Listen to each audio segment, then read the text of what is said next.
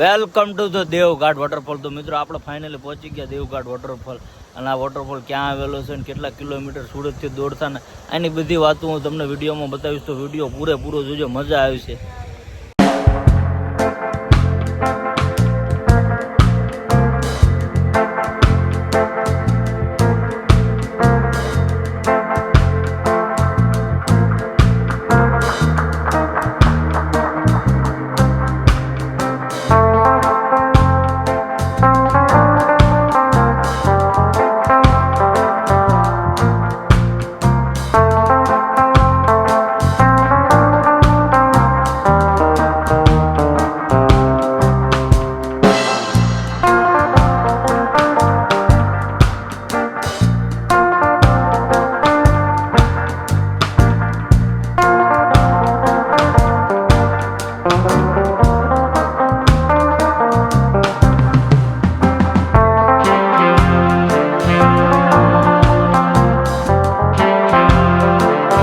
કિલોમીટરમાં નકરું જંગલ જ છે. 8 કિલોમીટરમાં નકરું જંગલ છે.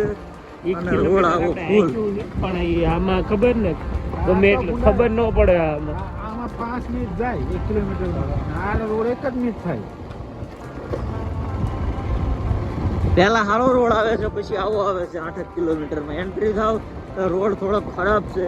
ચોમાસામાં રામ જાણે એની હાલત શું હોય.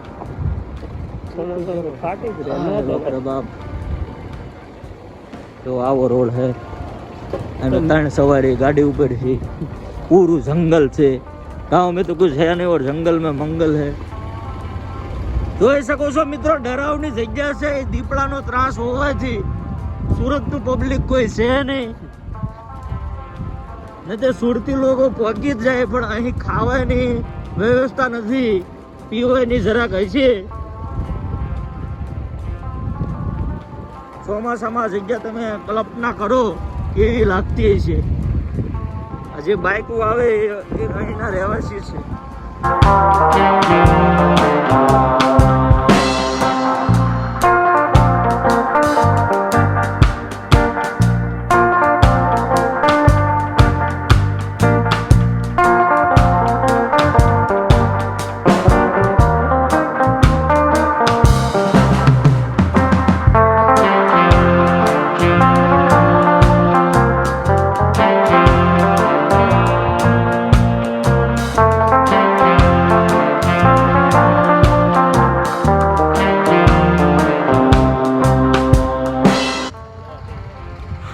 મિત્રો અહીંયા છે દેવઘાટ ઇકો ટુરિઝમ છે. જો ઇકો કેમ છે એટલે અહીંયા તમને રહેવાની ને એવી રૂમો મળી જાય છે સરસ મજાની. પૂર્ણ પધારજો.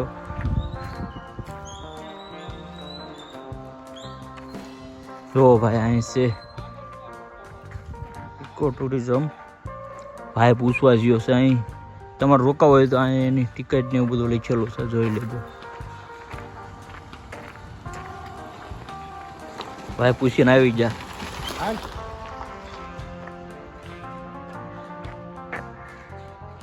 બસ આ ઇકો ટુરિઝમ છે.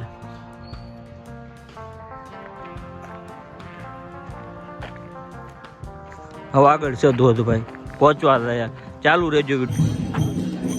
વેલકમ ટુ ધ દેવઘાટ. એટલે જંગલમાં નીકળ્યા હતા એવું લાગ્યું કોઈ હશે નહીં, પણ પહોંચ્યા હતા ખબર પડે કેટલું માણસ છે ભાઈ, કેટલું પબ્લિક છે. જો બધું વાહન પાર્ક કરેલું છે જંગલમાં. એવું લાગ્યું કે કોઈ નહીં જતા હોય, પણ પહેલેથી આવી જશે. અહીંના લોકો છે, અહીંના ને અહીંના જ છે.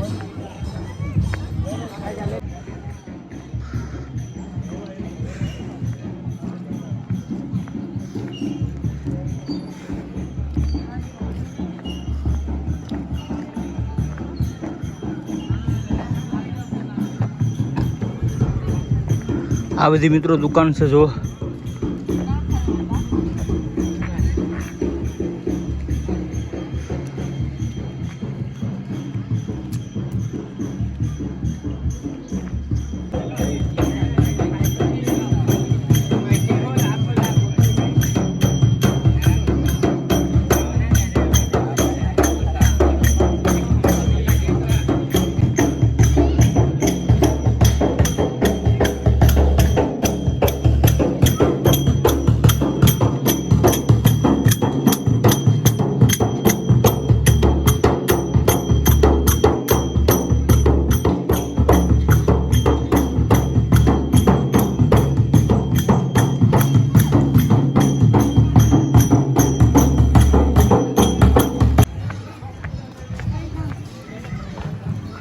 હવે આપણે વોટરફોલ જોવા જઈશું. આ સાઈડ ભાઈ આ સાઈડ જવાનું છે ભાઈ.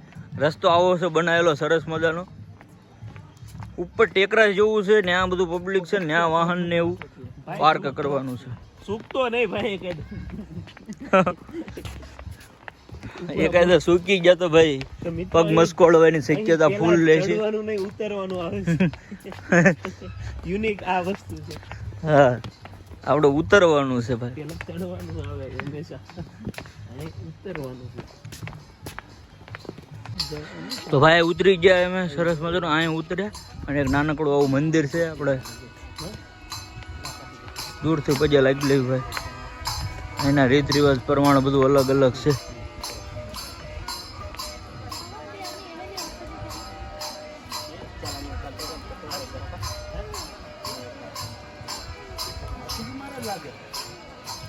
મંદિર છે એક. અહીં આવું કંઈક વગાડે છે.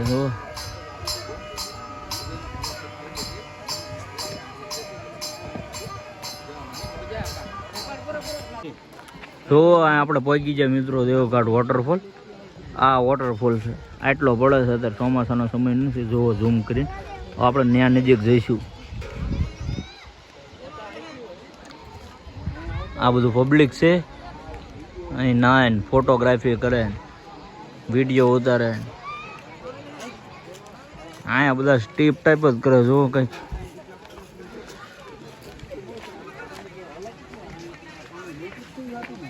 બ્રિજ છે. હાલો ભાઈ અમે જઈશું ઉપર. હવે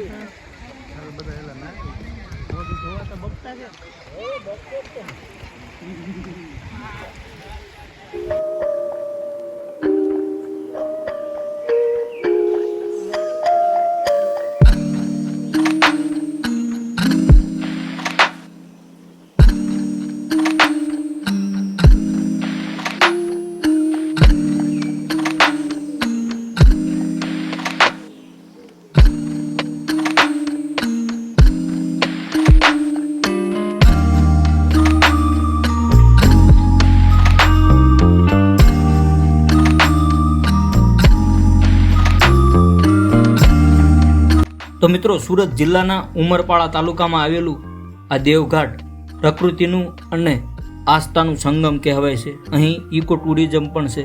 સુરતથી માત્ર 100 કિલોમીટરમાં જ આવી સરસ મજાની જગ્યા આવેલી છે. ચોમાસા દરમિયાન તો આ પ્રકૃતિ 16 કળાએ ખીલી ઉઠે છે. પણ તમે અત્યારે પણ જોઈ શકો છો કે આ વોટરફોલ કેટલો સરસ મજાનો પડે છે. અહીં શિયાળામાં પણ તમને વોટરફોલ જોવા મળશે. મિત્રો આસ્થાનું કેન્દ્ર એટલા માટે કે અહીં આદિવાસીઓની દેવી પણ છે. એટલે કે આદિવાસી લોકો આ જગ્યા ઉપર ખૂબ જ માન આપે છે અને પ્રકૃતિ પ્રેમીઓ માટે પણ આ જગ્યા ખાસ છે. સુરતથી માત્ર 100 કિલોમીટર અને ઉમરપાડાથી માત્ર 17 થી 18 કિલોમીટર દૂર આ જગ્યા આવેલી છે. તો તમે પણ એક વખત આ જગ્યાની મુલાકાત જરૂર લેજો. તો મળીશું મિત્રો આપણે નેક્સ્ટ વિડીયોમાં. ત્યાં સુધી બધાને જય દ્વારકાધીશ. હર હર મહાદેવ.